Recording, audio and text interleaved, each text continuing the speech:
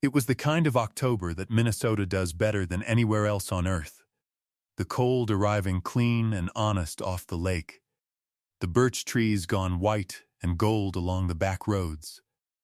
The air carrying wood smoke, and the distant smell of the grain elevator that had stood at the edge of Heron Falls since 1941. The town was quieter by October. The summer people were gone. The ones who stayed were the ones who had always stayed, and they knew each other the way people know each other when there is nowhere to hide. Ruth Calhoun had lived on Ashby Street for 9 years.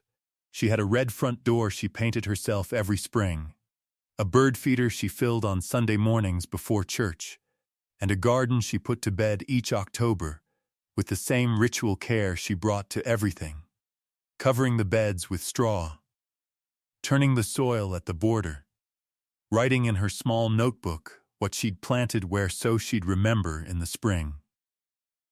She was 34 years old. She had a daughter named Patty, who was 7, and a sister named Lorna, who drove up from Rochester every few weeks to spend the weekend. On the morning of October 9, 1976, Ruth Calhoun kissed her daughter goodbye at the end of the driveway, watched the school bus take her away, went back inside, and was never seen again. What happened inside that house, and who had been standing just outside it for years, would not be fully known for nearly 5 decades. But to understand what was taken from Ruth Calhoun on that October morning, and what it cost a family to live without answers for 47 years, you have to go back to Heron Falls. You have to understand who Ruth was before someone decided to take her. Heron Falls, Minnesota, sat on the western edge of Crow Wing County. Population 3,100. The kind of town where the Lutheran Church and the Catholic Church both had the same number of parking spots, and both lots filled on Sunday. The town had a grain elevator, a feed supply store, a pharmacy that still had a soda counter, and a supper club called the Tamarack that did roast beef on Fridays and closed at 9 because the owner, Dale Bergstrom, said nothing good happened after 9. People believed him. In 1976, the bicentennial summer had just ended. There had been fireworks at the fairgrounds in July, a community parade with a banner that read Heron Falls, 100 years proud, and a dance at the VFW Hall where the high school band played until nearly 11, which, for Heron Falls, was practically dawn. The CB radio craze was at its peak that fall. Half the households in town had one on the kitchen counter, and people talked across them the way they'd talk across a fence. The grain elevator was doing good business. The ice would come to the lake by December. Ruth Calhoun had moved to Heron Falls in 1967 when she married David Calhoun, a mechanic who worked at the Sinclair station on Route 10. They'd had Patty in 1969. David had passed away in the summer of 1974, a heart attack at 41, and Ruth had stayed. The town was her home now more than anywhere else had ever been. She had her neighbors. She had her church. She had the red door she refused to repaint any color but red, because David had picked that color, and she saw no reason to change it. She worked 3 days a week at the county library, reshelving and cataloging and helping children find books they didn't know they wanted yet. Her supervisor there, a woman named Arlene Peck, would later describe her as meticulous, warm, and deeply private. She had opinions, Arlene said. She just kept most of them for people she trusted. She trusted the families on Ashby Street. She'd known most of them for years. She left her spare key with the Haversons at number 14. She let the Polson kids cut through her backyard on their way to school. She brought soup to the Lindfist household when old Mr. Lindfist had his hip surgery in the spring of 1975. She did not, her sister Lorna would later say, fully trust the man who had moved in at number 9. The house directly across the street, catty corner, with a clear sight line to Ruth's front door and her driveway and her kitchen window, in the spring of 1974. She'd mentioned him, Lorna said. More than once. She said he looked at the house too long. She said she'd been trying to decide if it was just her imagination. It was not her imagination. The last confirmed sighting of Ruth Calhoun was at 8:14 in the morning on October 9, 1976. That was when June Paulson, who lived at number 17 and walked her spaniel every morning along Ashby Street, passed Ruth in her driveway and exchanged a few words. Ruth was in her housecoat and slippers, which she often wore when she walked Patty to the bus. She was going back inside. She waved. June waved back. The spaniel pulled toward the Calhoun yard, and June pulled him back, and when she glanced over her shoulder at the end of the block, Ruth's red door was already closed. That was a Saturday. No, that was a Friday. Patty had school. Ruth had the day off from the library. She had told Lorna during a phone call the previous Sunday that she was going to spend the morning putting the garden to bed and maybe walk to the pharmacy in the afternoon. She never made it to the pharmacy. By that afternoon, Patty came home on the 3:30 bus and found the back door unlocked, which was not unusual, but no one inside, which was.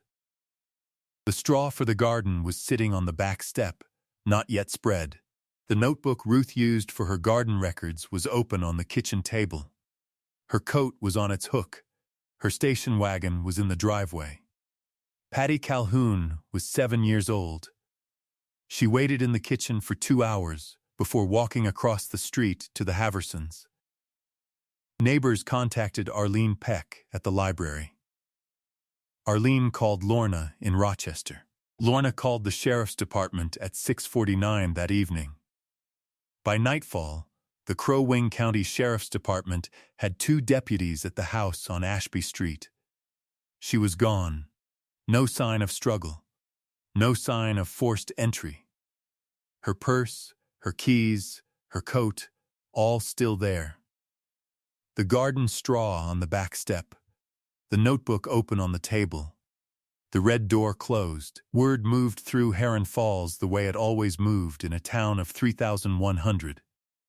By the next morning, the volunteer fire department had organized a search of the woods behind the neighborhood.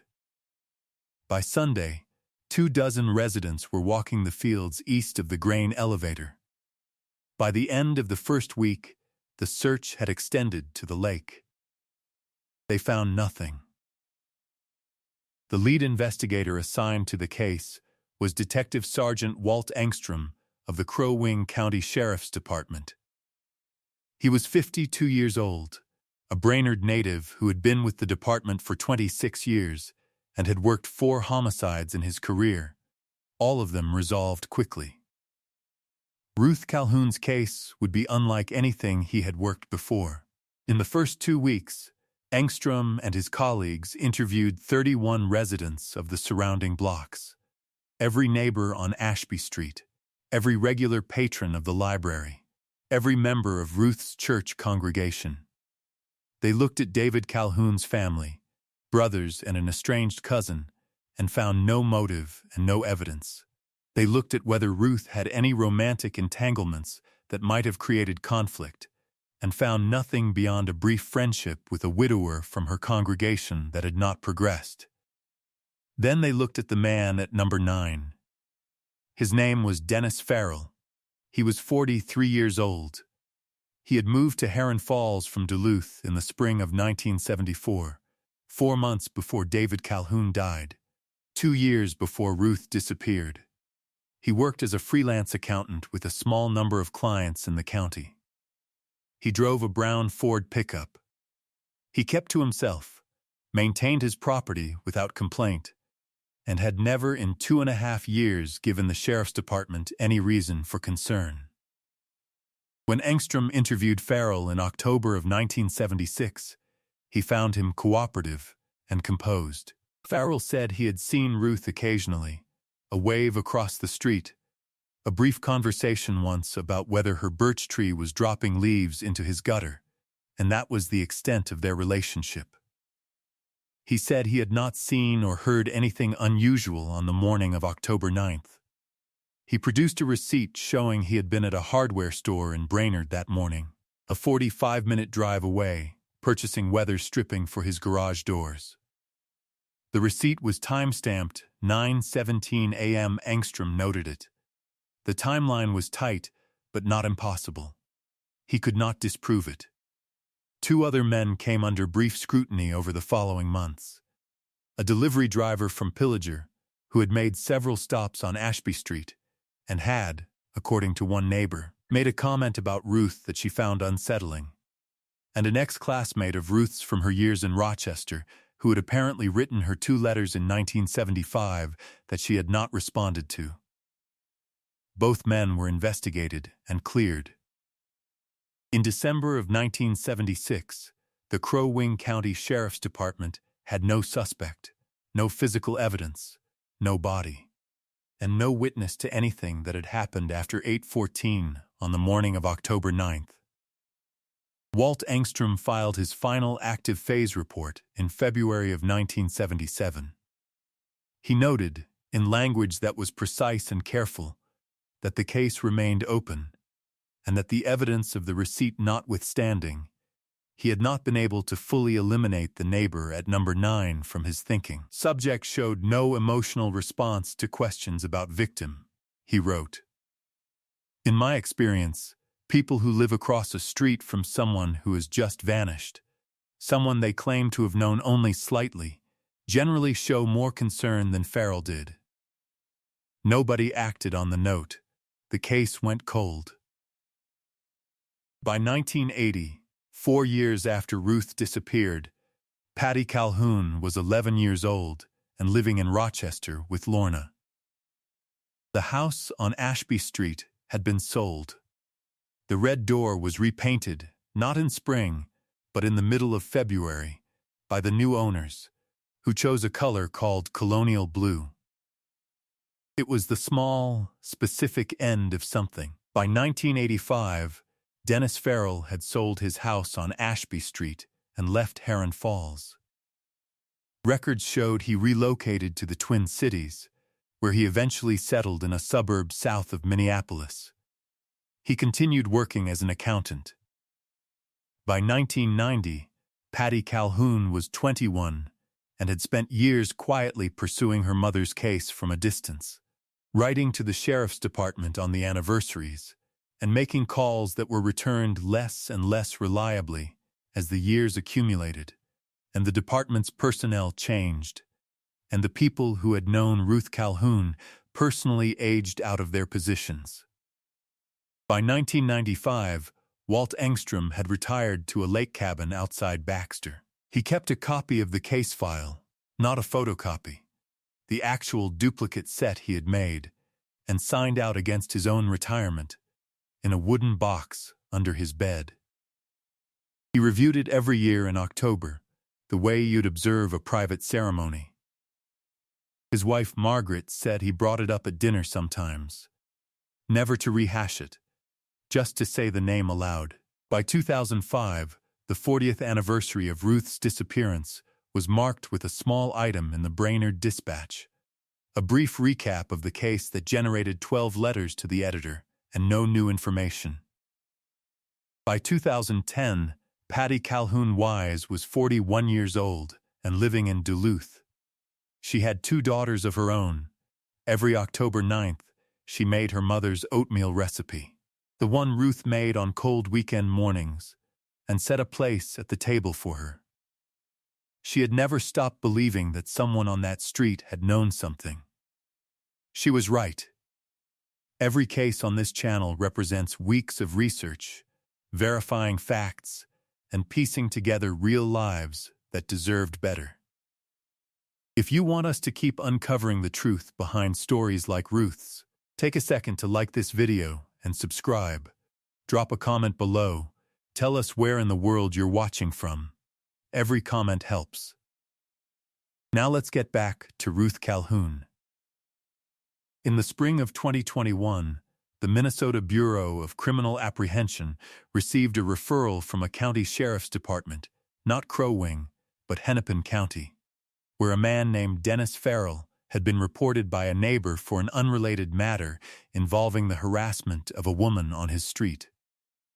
The complaint didn't result in charges, but it generated a name check, and the name check generated a flag. A BCA investigator named Sergeant Diane Kolb pulled the flag. It linked to the 1976 Ruth Calhoun cold case. Crow Wing County, the neighbor across the street. Kolb requested the original case file from Crow Wing County archives.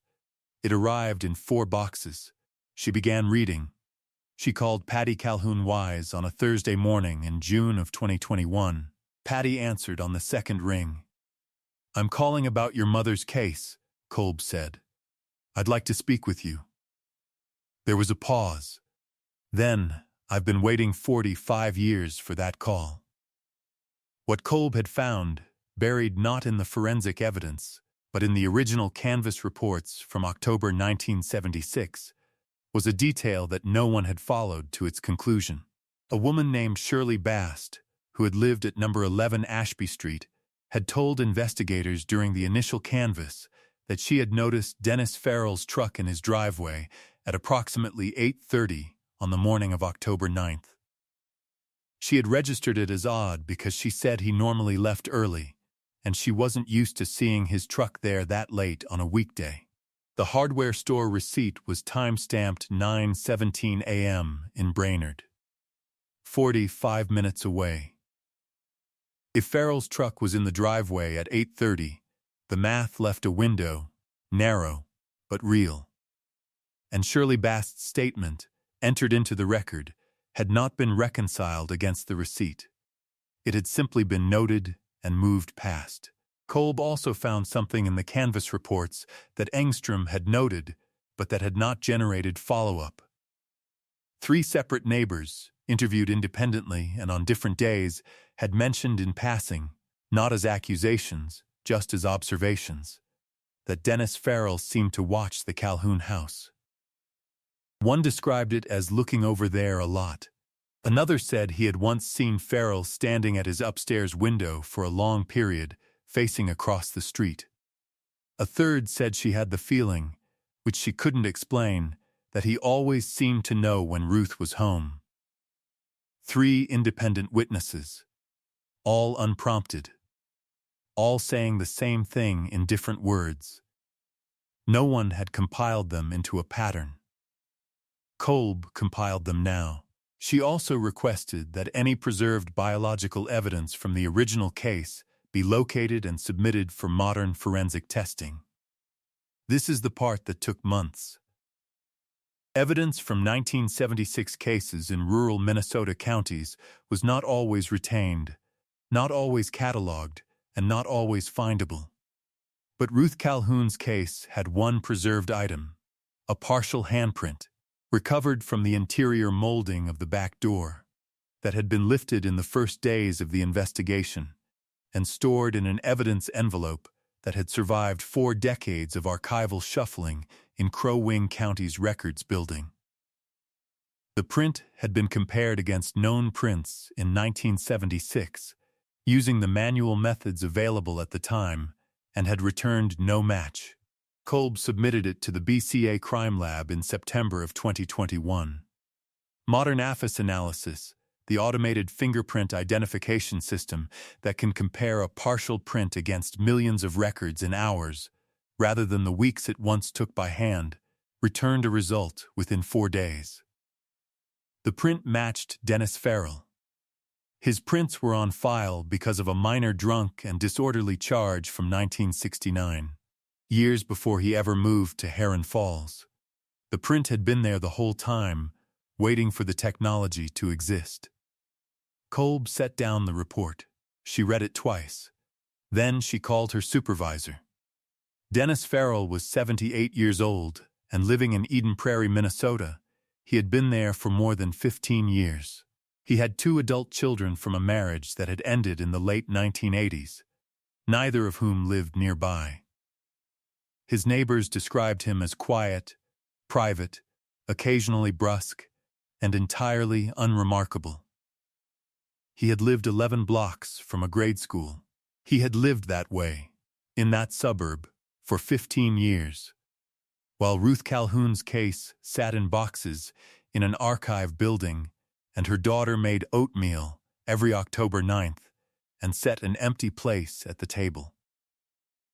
On the morning of November 3rd, 2021, BCA agents and Eden Prairie police arrived at Dennis Farrell's house at 6:45 a.m. He opened the door.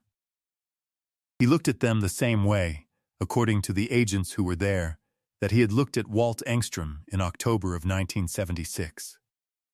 Not surprised, composed, as if he had been expecting this visit for a long time and had simply been waiting to see when it would arrive.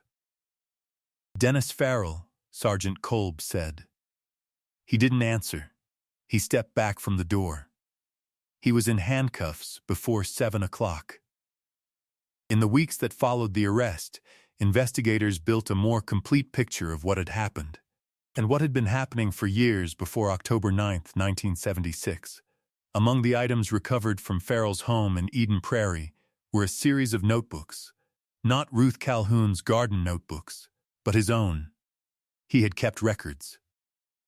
Entries that dated, in the earliest pages, to the spring of 1974, when he first moved to Ashby Street. Entries describing what he observed from his house across the street. Ruth's routine. When she came and went. When the lights went on and off. When her sister Lorna visited, and when she left. The entries were detailed and methodical, and written in the even, careful hand of an accountant who was accustomed to keeping records. He had been watching her for 2.5 years before she disappeared. Court documents filed in 2022 describe those notebooks as evidence of premeditated surveillance and obsession. The handprint on the interior door molding, combined with the Shirley Bass statement about the truck in the driveway, placed him inside the house during the window in which Ruth vanished. The hardware store receipt, which had been his alibi for 47 years, had been purchased. Forensic document analysis confirmed, at a time consistent with him having been in Brainerd after, not before, the relevant window on October 9th. Ruth Calhoun's remains were never located. This is the grief at the center of the case that no verdict can fully address. But what prosecutors could prove, and did, was that Dennis Farrell had entered Ruth Calhoun's home, that he had reason to be there, established by those notebooks, that his alibi had a gap in it that 3 independent witnesses and a fingerprint placed him in, that he had observed her, documented her, and planned, for 2.5 years, what eventually happened on that October morning. The trial began in September of 2022. It lasted 14 days. Patty Calhoun Wise attended every session. She sat in the second row behind the prosecution. And every day she brought a small photograph of her mother, the one taken at the bicentennial celebration in July of 1976. Ruth in a blue dress, laughing at something just off camera, 3 months before she was taken. The jury returned its verdict on October 9th, 2022. 46 years to the day. Dennis Farrell was found guilty of first-degree murder. He showed no reaction. He was sentenced in December to life without the possibility of parole. He made no statement. Patty Calhoun Wise made a statement. She spoke for 11 minutes. She talked about what it had meant to grow up without her mother, about the oatmeal she made every October, about the red door that someone had painted over in February because they didn't know what it meant, about the way her mother had trusted the people on that street, had left her spare key with the neighbors, had let the kids cut through her yard, had believed that Heron Falls was the kind of place where people looked out for each other. She was right about almost all of them, Patty said. She was only wrong about one. And he used that against her every day for 2.5 years. She sat down. The room was quiet for a moment before anyone moved. Ruth Calhoun would have turned 81 the spring after the verdict. Her daughter, Patty, who has her mother's eyes and her mother's way of noticing what other people miss, drove to Heron Falls in the spring of 2023 for the first time in decades. She stood on Ashby Street and looked at the house with the colonial blue door. She stood for a while. Then she drove to the county library, where her mother had reshelved books 3 days a week and helped children find stories they didn't know they were looking for yet. The library had expanded since 1976. There was a new wing and a computer room and a children's section that had been renovated twice. Patty walked through it slowly.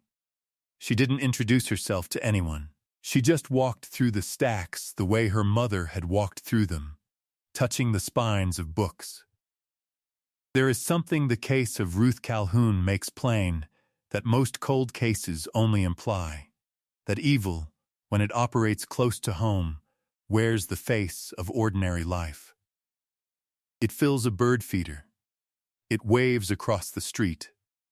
It looks, from any angle, like a neighbor. That is precisely why it is so dangerous, and precisely why the witnesses on Ashby Street felt, separately and without being able to say exactly why, that something was wrong with the man at number 9.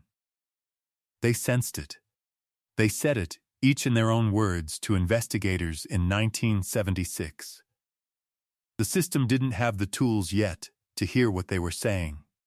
Now it does. Walt Engstrom, who passed away in 2019 at the age of 94, never learned that the note he buried in a 1977 case file was the beginning of a thread that Diane Kolb would eventually pull. He never learned that he was right about Dennis Farrell and the absence of grief and the way the man looked when asked about the woman across the street. He kept the file under his bed for more than 20 years because he was not ready to let it go. That matters. The people who refuse to file away what they know in their bones, they are part of why cases like this one eventually close. Patty Calhoun Wise has kept her mother's garden notebook. It survived because Lorna took it from the house when she came to clean it out in the winter of 1977. The entries end in early October 1976. The last one dated October 8th, the day before. It lists what Ruth planned to do the next morning. The straw, the border, the bulbs she was going to plant for spring. She wrote everything down. She intended to be there for the spring. Before you go, what do you think about the neighbors who noticed but couldn't quite name it? Have you ever sensed something wrong about a person and not known how to say it?